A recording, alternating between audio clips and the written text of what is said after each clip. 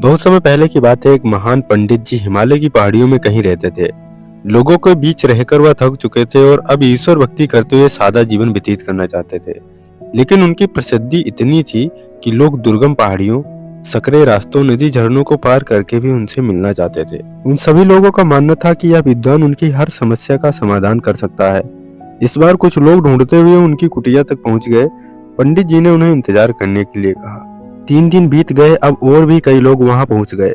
जब लोगों के लिए जगह कम पड़ने लगी तब पंडित जी बोले, आज मैं आप सभी के प्रश्नों का उत्तर दूंगा, पर आपको वचन देना होगा कि यहाँ से जाने के बाद आप किसी को इस स्थान के बारे में नहीं बताएंगे, ताकि आज के बाद मैं एकांत में रहकर अपनी साधना कर सकूं। तो चलिए अपनी अपनी समस्या मुझे बताइए। यह सुनते ही किसी ने अपनी परेशानी बतानी शुरू की, लेकिन वह अभी कुछ शब्द बोल ही पाया था कि बीच में किसी और ने अपनी बात करनी शुरू कर दी। सभी जानते थे कि आज के बाद उन्हें कभी भी पंडित जी से बात करने का मौका नहीं मिलेगा, इसीलिए वे सब जल्दी से जल्दी अपनी बात रखना चाहते थे। कुछ ही देर में वहां का दृश्य मछली बाजार जैसा हो गया। अतः पंडित जी को चीखकर बोलना ही पड़ा, कृपया शांत हो जाइए, अपनी अपनी समस्या एक पर्चे में लिखकर मुझे दीजिए।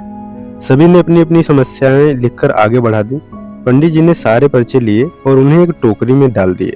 इसके बाद पंडित जी बोले कि इस टोकरी को एक दूसरे के पास कीजिए। हर व्यक्ति एक पर्ची उठाएगा और उसे पढ़ेगा। उसके बाद उसे निर्णय लेना होगा कि वह उस समस्या को अपनी समस्या से बदलना चाहता है या नहीं। हर व्यक्ति एक पर्चा उठाता, उसे पढ़ता और सहम जाता। एक एक कर सभी ने पर्चियां देख ली, पर कोई भी अपनी समस्या के बदले किसी और की समस्या लेने को तैयार नहीं हुआ। सबका यही सोचना था कि उनकी समस्या चाहे कितनी भी बड़ी क्यों ना हो, बाकी लोगों की समस्या जितनी गंभीर नहीं है। 2 घंटे बाद सभी अपनी अपनी पर्ची हाथ में लिए लौटने लगे। वे खुश थे कि उनकी समस्या उतनी बड़ी नहीं है जितना कि वो उसके बारे में सोचते हैं।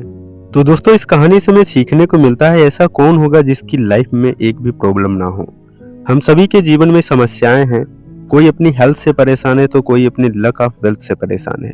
हमें इस बात को एक्सेप्ट करना चाहिए कि लाइफ है तो छोटी बड़ी समस्याएं आती रहेंगी। ऐसे में दुखी होकर उसी के बारे में सोचने से अच्छा है कि हम अपना ध्यान उसके निवारण में लगाएं, और अगर उसका कोई सोल्यूशन ही ना हो तो अनप्रोडक्टिव चीजों पर अपना फोकस करें।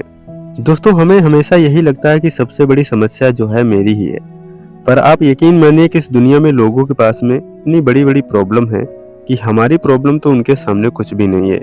इसीलिए ईश्वर ने जो भी आपको दिया है उसका थैंकफुल रहिए और एक खुशहाल जीवन जीने का प्रयास कीजिए।